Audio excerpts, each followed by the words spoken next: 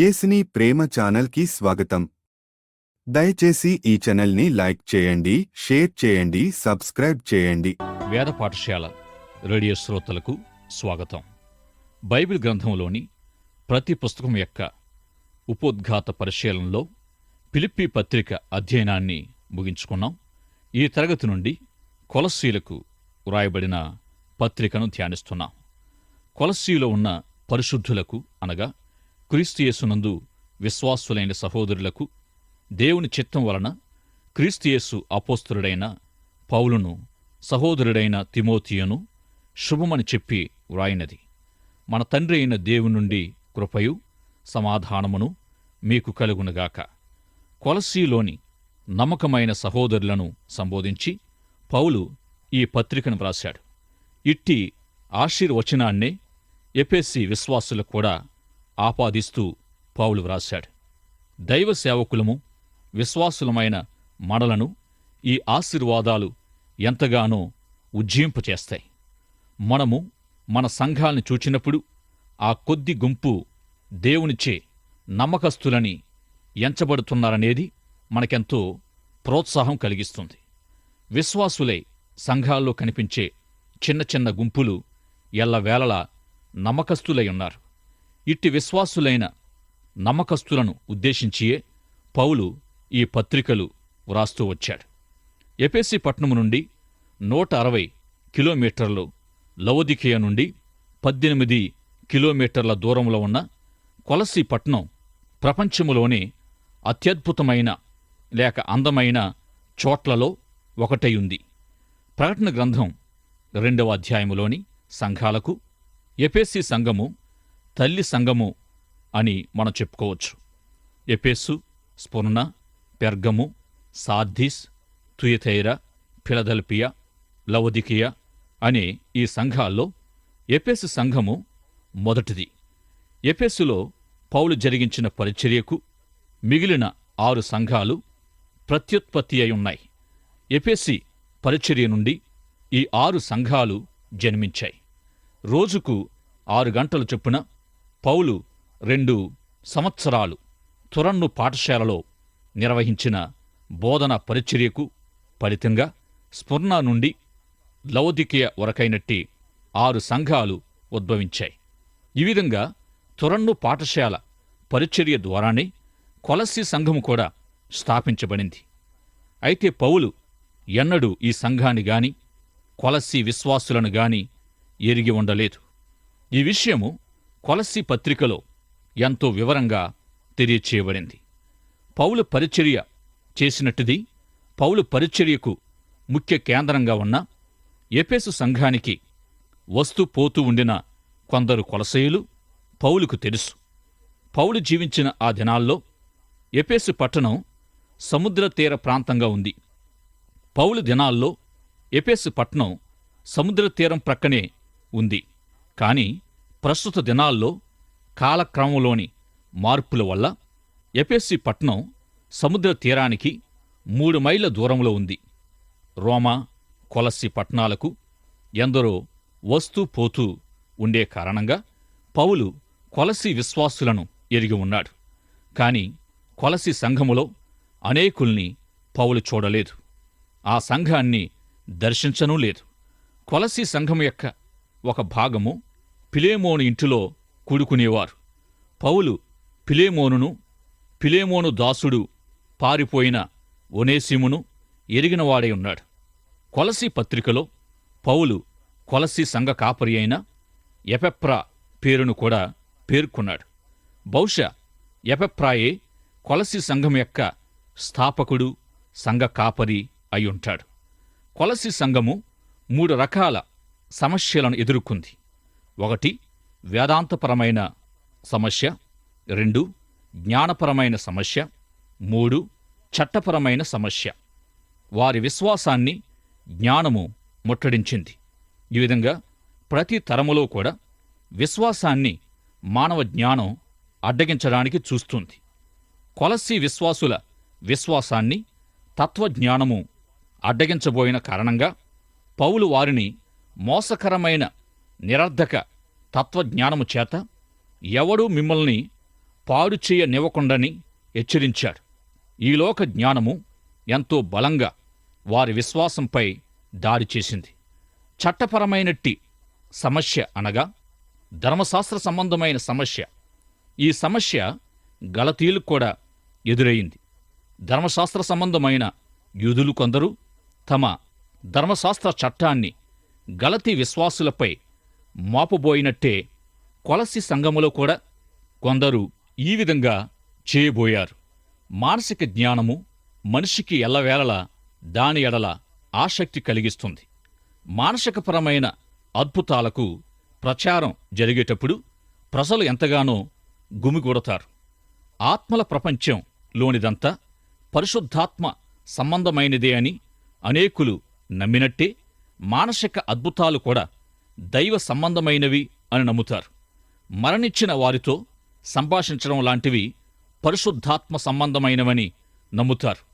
ఈ విధంగా కొలస్సీయులు స్వప్నాలు, దర్శనాలు, దేవదూత ఆరాధన మొదలైన వాటి పట్ల ఆసక్తి కలిగి ఉంటూ వచ్చారు.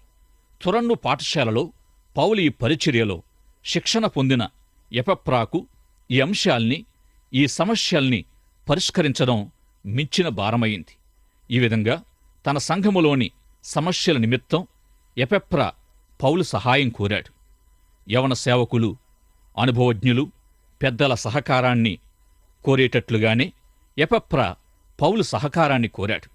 ఈ విధంగా ఎఫెసీ, ఫిలిప్పీ, కొలస్సీ, ఫిలెమోను సంఘాలకు పౌలు చెరసాల్లో నుండి ఉత్తరాలు వ్రాశాడు.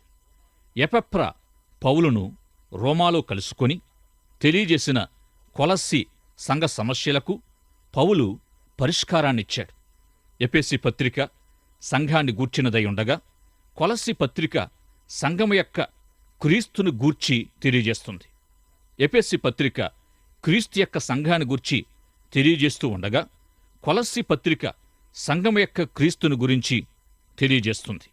ఈ విధంగా క్రీస్తు యొక్క దైవత్వాన్ని గూర్చిన సందేహాలు, ప్రశ్నలు కొలస్సీ సంఘములో తల ఎత్తాయి. క్రీస్తును గూర్చి వారేం తలంచారో ఆ తలంపులతో కొలస్సీ విశ్వాసులను హెచ్చరిస్తూ లేక వారిపై ఒత్తిడి తీసుకుని వచ్చారు. ఉదాహరణకు, ఒక జీవి ఇంకొక జీవికి, ఇంకొక జీవి మరొక జీవికి జన్మాన్నిస్తూ ఆ విధంగా ఈ సృష్టి ఉత్పత్తి అయిందన్నట్టు వారు క్రీస్తుని గురించి, ఆయన దైవత్వాన్ని గురించి ఎంతో సామాన్యంగా తలంచారు. ఆయన పరిపూర్ణమైన మానవుడు, పరిపూర్ణమైన దేవుడు అనే సత్యం యొక్క విలువకు ఎంతో తక్కువగా ఎంచడం క్రీస్తు దైవత్వంపై జరిపిన దాడి అయ్యుంది. యేసుక్రీస్తు మనకు తోడుగా ఉన్న ఇమ్మానుయేలు దేవుడై ఉన్నాడు. ఈనాటికి క్రైస్తవులనిపించుకుంటూ క్రీస్తు దైవత్వాన్ని నమ్మని వారు, పేరుకు మాత్రం క్రైస్తవులము అని పిలువబడుతున్నవారు లక్షల కొలదిగా ఉన్నారు. యేసుక్రీస్తు యొక్క దైవత్వమంటే ఆయన దేవుడయుండి మానవ రూపిగా వచ్చిన సత్యాన్ని కొలసీ పత్రికలో పరిశుద్ధాత్మ దేవుడు బైబిల్లోని ఇతర చోట్ల కంటే కూడా ఎంతో వివరంగా తెలియజేశాడు. ఈ విధంగా ఇట్టి గొప్ప అంశాలు పౌలు పరిచర్య ద్వారా అందించబడ్డాయి.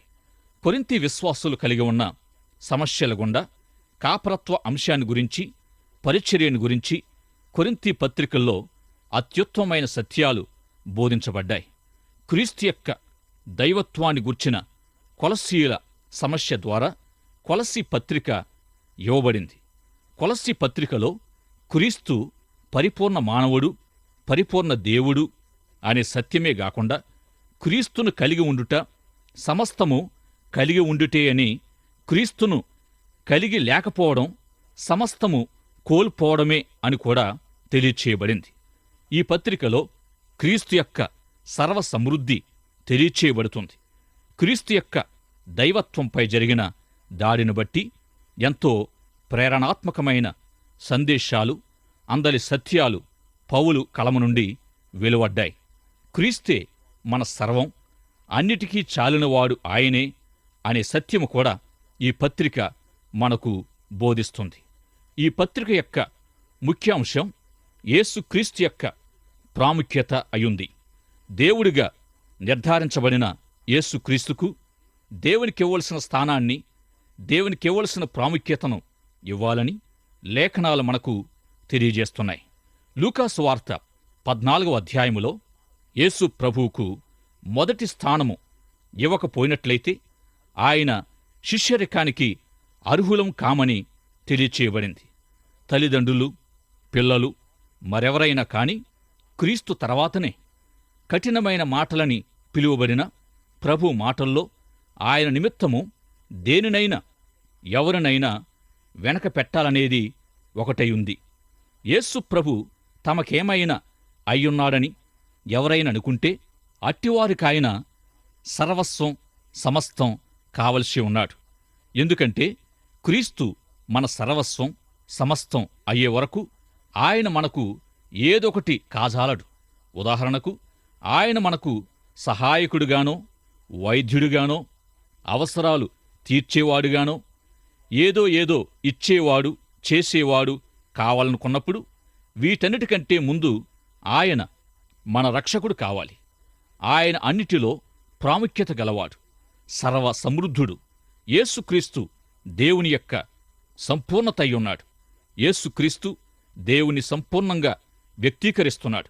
యేసుక్రీస్తు దేవుడై ఉన్న ప్రకారం ఆయన నీ వ్యక్తిగత జీవితములో నీ ప్రభువై, నీ దేవుడై నీ జీవితములో ప్రథమ స్థానాన్ని నీ నుండి పొందేవాడై ఉండాలి. నీవాయనకు ప్రముఖ స్థానాన్నివ్వాలి, ప్రభువుగా అంగీకరించాలి. ఈ విధంగానే ఆయన మన సర్వస్వం కాగలడు. ఇట్టి గొప్ప సత్యాలన్నిటినీ కొలస్సీ పత్రిక మనకు తెలియజేస్తూ ఉంది. విశ్వాస పాత్రలైన కొలస్సీ పట్టణ సంఘాన్ని సంబోధిస్తూ పౌలు కొలస్సీ పత్రికను వ్రాశాడు. ఆయా సంఘాలకు పౌలు ప్రేరణాత్మకమైన తన ఉత్తరాలు వ్రాయడంతో పాటు వారి కోసం ప్రార్థిస్తూ వచ్చిన విధంగా కొలస్సీ విశ్వాసుల కొరకు కూడా ప్రార్థించాడు. ఇక పౌలు కొలస్సీల కొరకు ఎందుకు ప్రార్థించాడు? వారి కొరకు అతడు చేసిన విజ్ఞాపన వివరాలు వారెలా తెలుసుకున్నారు, లేక వారెలా అతని ప్రార్థనలో చోటు చేసుకున్నారు మొదలైన విషయాల కొరకు మొదటి అధ్యాయాన్ని పరిశీలించాలి. విశ్వాసులు దేవుణ్ణెంతగా ప్రేమిస్తారో తమ సాటి విశ్వాసులను అంతగా ప్రేమిస్తారు అనేది మొదటి అధ్యాయము మొదటి భాగములో వివరించబడింది. మొదటి అధ్యాయము 3వ వచనము నుండి 8వ వచనం వరకు. పరలోకమందు మీ కొరకు ఉంచబడిన నిరీక్షణను బట్టి క్రీస్తుయేసునందు మీకు కలిగి ఉన్న విశ్వాసమును గూర్చియు, పరిశుద్ధులందరి మీద మీకున్న ప్రేమను గూర్చియు మేము విని ఎల్లప్పుడూ మీ నిమిత్తము ప్రార్థన చేయుచు మన ప్రభువగు యేసుక్రీస్తు యొక్క తండ్రియగు దేవునికి కృతజ్ఞతాస్తుతులు చెల్లించుచున్నాం. మీ యొద్దకు వచ్చిన స్వార్థ సత్యమును గూర్చిన బోధ వలన ఆ నిరీక్షణను గూర్చి మీరు ఇంతకుముందు వింటిరి. ఈ సువార్త సర్వలోకములో ఫలించుచు వ్యాపించుచున్నట్టుగా మీరు దేవుని కృపను గూర్చి విని సత్యముగా గ్రహించిన నాటి నుండి మీలో సహితము ఫలించుచు వ్యాపించుచున్నది. ఎపెఫ్రా అను మా ప్రియుడైన తోటి దాసుని వలన మీరు ఈ సంగతులను నేర్చుకొంటిరి. అతడు మా విషయములో నమ్మకమైన క్రీస్తు పరిచారకుడు. అతడు ఆత్మయందలి మీ ప్రేమను మాకు తెలిపినాడు. ఈ విషయాల ఆధారంగా తిరిగి జన్మించి క్రీస్తు శరీరమయున్న సంఘములో క్రీస్తులో భాగస్థులైన కొలస్సీ విశ్వాసుల కొరకు పౌలు ప్రార్థించాడు. ఎవరైతే క్రీస్తు విశ్వాసులుగా మారారని పౌలు ఎప్పుడైతే వినడం జరిగిందో అప్పటి నుండి వారి కొరకు ప్రార్థిస్తూ వచ్చాడు. గతములోని ఎఫెసీ పత్రిక ధ్యానములో విన్నట్లుగా మన ప్రార్థనలైతే సాధారణంగా త్రాగుబోతులు, వ్యాధిగ్రస్తులు, నిరుద్యోగులు, కుటుంబ సమస్యలు కలిగి పేదరికము, దుఃఖములో ఉన్నవారు, ప్రియుల్ని కోల్పోయినవారు, ఇటువారి కొరకు ఎక్కువగా ప్రార్థిస్తాం.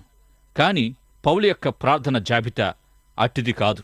ఎంతోమంది ఖైదీలు, ఆయా రకరకాలుగా బాధింపబడ్డవారు పౌలుకు కూడా తెలుసు. కాని తన ప్రార్థన వారి కోసం కాక ఎవరైతే క్రీస్తునందలి విశ్వాస జీవితములోనికి ప్రవేశించారో అట్టివారి కోసమై ప్రార్థించాడు. వీరి కోసం ఏం ప్రార్థించాడంటే వారి ఆర్థిక అవసరాలు తీర్చబడాలి, వారు జైల్లో నుండి విడుదల పొందాలి, వారి బాధలు స్వస్థపరచబడాలి, అనేవి కాదుగాని దేవుడు వారి నుండి ఏమి కోరుతున్నాడో తెలుసుకొని ఆత్మ సంబంధమైన జ్ఞాన వివేచనలు పొందినవారు కావాలని పౌలు ప్రార్థించాడు. మనమైతే కొనుగోలు వస్తువుల జాబితాను పట్టుకొని ప్రార్థనా గదిలోనికి ప్రవేశిస్తాం కదండి. తాను వారి కొరకు ప్రార్థిస్తూ ఉండగా వారి ఎడల దేవునికి గల కోరికను వారు తెలుసుకోవాలని పౌలు కోరుతూ వచ్చాడు. ఆత్మ సంబంధమైన విషయాలను వారు తెలుసుకోవాలని పౌలు వారిని కోరాడు. మొదటి అధ్యాయం 10వ వచనములో, మేము మీ నిమిత్తము ప్రార్థన చేయుట మానక మీరు సంపూర్ణ జ్ఞానమును ఆత్మ సంబంధమైన వివేకము గలవారును ఆయన చిత్తమును సంపూర్ణముగా గ్రహించిన వారునై ప్రతి సత్కార్యములో సఫలులగుచు దేవుని విషయమైన జ్ఞానమందు అభివృద్ధి పొందుచు అన్ని విషయములలో ప్రభువును సంతోషపెట్టునట్లు ఆయనకు తగినట్లుగా నడుచుకొనవలెననియు ఆనందముతో కూడిన పూర్ణమైన ఓర్పును దీర్ఘశాంతమును కనుపరుచునట్లు ఆయన శక్తిని బట్టి సంపూర్ణ బలముతో బలపరచబడవలెననియు తేజోవాసులైన పరిశుద్ధుల స్వాస్థ్యములో పాలివారమగునట్లు మనలను పాత్రులునుగా చేసిన తండ్రికి మీరు కృతజ్ఞతాస్తుతులు చెల్లింపవలెననియు దేవుని బతిమాలుచున్నాం. పౌలు ప్రజల కొరకు ప్రార్థించినప్పుడెల్లా వారి కొరకు ఏం ప్రార్థించాడు అనేది తెలుసుకోవడం ఎంతో అద్భుతమైన విషయం. క్రీస్తు ఎవరు, ఆయన ఏమై ఉన్నాడు అనే విషయాన్ని పౌలు మనకు తెలియజేస్తున్న రీతిగా నూతన నిబంధన అంతట్లోకెల్లా కొలస్సీ పత్రిక నుండి యేసుక్రీస్తు యొక్క దైవత్వపు వ్యక్తిత్వాన్ని గూర్చి ఎంతో శ్రేష్టమైన సమాచారం మనం పొందుతాం. క్రీస్తు అదృశ్య దేవుని స్వరూపమై సృష్టించబడిన వాటిలో సృష్టి అంతటిలో ప్రథముడై ఉన్నాడు గనుక ఆయనకు అన్నిటిలో ప్రాముఖ్యత కలుగు నిమిత్తం పరలోకంలోనివే గాని భూమిపైనున్నవే గాని సింహాసనాలైన ప్రభుత్వాలైన అధికారులైన సమస్తము ఆయన నిమిత్తమే చేయబడ్డాయి. ఆయన ద్వారా ఆయన కొరకు సృష్టించబడ్డాయి. ఆయన అన్నిటికంటే ముందుగా ఉన్నవాడుగా, సమస్తానికి ప్రారంభకుడుగా, సంఘానికి శిరస్సై ఉన్నాడు. ఆయన మృతులలో నుండి లేచుటలోనూ మొదటివాడై ఉన్నాడు.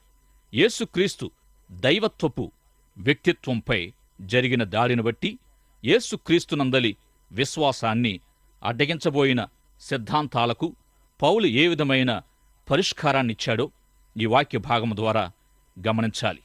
సత్యవిరుద్ధమైన వారి నమ్మకాలను పౌలు యేసుక్రీస్తు వ్యక్తిత్వమును గూర్చి దేవుడతనికి ప్రత్యక్షపరచిన దైవత్వపు మర్మాలను ఈ విధంగా తెలియజేశాడు. మీయందున్న క్రీస్తు మహిమ నిరీక్షణే ఉన్నాడన్న సంగతిని దేవుడు మీకిప్పుడు బయలుపరుస్తున్నాడని తెలియజేశాడు. యేసుక్రీస్తును గూర్చినట్టి ఈ సత్యము ఎంతో అద్భుతమైనది. క్రీస్తు ఎవరై ఉన్నది చెబుతూ ఆయన ఏం చేశాడనేది కూడా పౌలు ఈ పత్రికలో తెలియజేస్తూ వచ్చిన సత్యం ఎఫెసీ పత్రికలో కూడా ప్రస్తావించాడు. క్రీస్తు సంఘం కోసమేమి చేశాడంటే ఆయన మనలను అంధకార సంబంధమైన అధికారములో నుండి విడుదల చేసి తాను ప్రేమించిన తన కుమారుని రాజ్య నివాసులుగా చేశాను. ఆయన రక్తం వలన మనకు విమోచనము, పాప క్షమాపణ కలుగుచున్నాయి. మరియు ఆయన యందు సర్వసంపూర్ణత నివసించాలని ఆయన శిలువ రక్తము చేత సంధి చేసి సమస్తమును క్రీస్తు ద్వారా తనతో సమాధానపరుచుకోవాలనేది తండ్రి కోరికయుంది. గతకాలమందు దేవునికి దూరస్థులను మీ దుష్క్రియల వలన మీ మనస్సులో విరోధ భావము గలవారునయుండిన మిమ్మును కూడా తన సన్నిధిని పరిశుద్ధులుగాను నిర్దోషులుగాను నిరపరాధులుగాను నిలువబెట్టుటకు ఆయన మాంసయుక్తమైన దేహమందు మరణం వలన ఇప్పుడు మిమ్మును సమాధానపరిచెను. ఇది యేసుక్రీస్తు మన కొరకు చేసినదయుంది. సువార్త ద్వారా జరిగిన ఇట్టి అద్భుతము గొప్ప విషయం కాదా? ఇక క్రీస్తు మన కొరకు చేసిన ఈ విషయాన్ని ఎట్లు మనము సమన్వయపరుచుకోగలం అంటే, సువార్త సత్యాన్ని సంపూర్ణంగా నమ్మి క్రీస్తులో స్థిరంగా నిలిచి ఉండడం ద్వారానే ఇందలి లాభాలను ప్రయోజనాలను స్వంతం చేసుకోగలం. నిన్ను రక్షించడానికి యేసుక్రీస్తు శిలువలో మరణించాడనే సత్యము ఎడలనైన నమ్మకము నుండి ఎన్నడూ తప్పిపోకూడదు. ఈ సత్యము ప్రతి మనిషిని దర్శిస్తూ లోకమంతా వ్యాపించింది.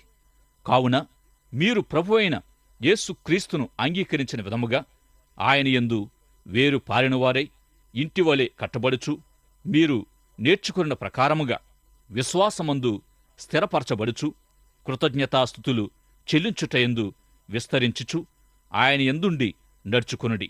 ఆయనను అనుసరింపక మనుషుల పారంపర్యాచారమును అనగా ఈ లోక సంబంధమైన మూల పాఠములను అనుసరించి మోసకరమైన నిరర్ధకత్వ జ్ఞానము చేత మిమ్మును చెరపట్టుకొని పోవువాడెవడైనా ఉండునేమో అని జాగ్రత్తగా ఉండుడి. ఎలయనగా దేవత్వం యొక్క సర్వ పరిపూర్ణత శరీరముగా క్రీస్తునందు నివసించుచున్నది. మరియు ఆయన యందు మీరును సంపూర్ణులై ఉన్నారు. ఆయన సమస్త ప్రధానులకును అధికారులకును శిరస్సై ఉన్నాడు. క్రీస్తులో నివసించుట అనే దానికి ఈ వాక్యము ఆచరణయోగ్యమైన వివరణ ఇచ్చింది. ఈ 2వ అధ్యాయములో మనము క్రీస్తులో ఉండడం ద్వారా సమస్తము కలిగి ఉన్నాం. ఈ విధంగా క్రీస్తు శక్తి ద్వారా విను ప్రతివారికి మనము వెళ్ళే చోటులెల్లా సువార్తను నమ్మిన మనము సువార్తను అందించగలం. పౌలు ఈ పరిచర్యలు కూడా ఇలాగే జరిగింది. ఇక క్రొత్త నిబంధనలోని ప్రాథమిక సత్యాల్లో ఒకటైన క్రీస్తులో జీవించుట అనే అంశాన్ని పౌలు కొలస్సీ పత్రికలో వివరించాడు. క్రీస్తులో ఉండుట అనే ఈ మాట క్రొత్త నిబంధనలో 172 సార్లు ఉదహరించబడింది. అందరిలోకెల్లా పౌలు ఈ మాటను ఎక్కువ సార్లు ఉపయోగించాడు. చెక్కబల్లపై వ్రాసిపెట్టుకోవడం, చదవడం, ఈ అంశంపై మాట్లాడడం కంటే అనుదిన జీవితాల్లో వాస్తవములో క్రీస్తులో జీవించడం అనేది ఎంతో ప్రాముఖ్యం. క్రీస్తులో జీవించడం ఎలాగో అనేది పౌలు ఈ పత్రికలో అద్భుతంగా తెలియజేశాడు. 2వ అధ్యాయం 6వ వచనం నుండి 10వ వచనం వరకు ఈ అంశాన్ని పౌలు గొప్పగా వివరించాడు. క్రీస్తు ద్వారా దేవునితో సహవాసము కలిగి ఉన్నప్పుడు, క్రీస్తులోనికి వచ్చినప్పుడు శరీర సంబంధమైన సున్నతి మూలంగా కాక ఆత్మకు కలిగే బాప్తిస్మము అను సున్నతి ద్వారా చెడు కోరికల నుండి, పాపపు ఇచ్ఛ నుండి విడిపింపబడతాం. సున్నతి ద్వారా రక్షణ కలుగుతుంది అని కొలస్సీ సంఘములో ప్రవేశించిన బోధకు పరిష్కృతముగా పౌలు ఈ సత్యము తెలియజేశాడు. కొలస్సీ పత్రిక, ఎఫెసీ పత్రిక మధ్య గల సాన్నిహిత్యాన్ని మనము ఇక్కడ తెలుసుకోవచ్చు. చాలామంది కొలస్సీ పత్రికను గూర్చి ఏమనుకుంటారంటే ఎఫెసీ పత్రికయే తిరిగి చెప్పబడింది అనుకుంటారు. కాని కొలస్సీ పత్రిక ఎంతో ప్రాముఖ్యమైన, ప్రత్యేకమైన సత్యాల్ని మనకు తెలియజేస్తుంది. ఎఫెసీ పత్రిక అన్ని సంఘాల వారికి సంబోధిస్తూ ఉంది. కొలస్సీ పత్రిక స్థానిక కొలస్సీ సంఘానికి మాత్రమే వ్రాయబడింది. కొలస్సీ సంఘములో ఉత్పన్నమైన సమస్యల నిమిత్తమే ఈ పత్రిక వ్రాయబడింది. 3వ అధ్యాయములోని మలిన వస్త్రాలు, పాత వస్త్రాలైన కోపము, ద్వేషము, దూషణ, భూతులు, అబద్ధాలు మొదలైన వాటిని విసర్జించి ఒకరి ఎడల ఒకరు కరుణా హృదయులై ఉండడం, సహనము, ఓర్పు, మంచితనము, క్షమాపణ మొదలైన వాటిని చేపట్టడం ఎఫెసీ, కొలస్సీ 2 పత్రికల్లోనూ తెలియజేశాడు. పగబోనక ప్రేమించి నడిపించబడాలని, ఎల్లవేళలా ప్రభువుకు కృతజ్ఞులై దేవుని సన్నిధానములో నడిపించబడాలని, క్రీస్తు జ్ఞానము సమృద్ధిగా మనలో నివసించాలని పౌలు తెలియజేశాడు. సంఘానికి అప్పగించబడిన పరిచర్యను గురించి ఎఫెసీ పత్రికలో కూడా తెలియజేశాడు. పౌలు యొక్క ఫలభరితమైన పరిచర్య జీవిత రహస్యం ఏమిటంటే ప్రార్థన. పౌలు యొక్క 13 పత్రికలను, అతని ప్రార్థనా జీవితాన్ని గురించి తెలుసుకుంటాం. పౌలు వంటి ప్రార్థనా జీవితము మనము కలిగి ఉండాలని ప్రయత్నిద్దాం. దైవాశీస్సులు. ఆమేన్. దయచేసి ఈ ఛానల్ని లైక్ చేయండి, షేర్ చేయండి, సబ్స్క్రైబ్ చేయండి.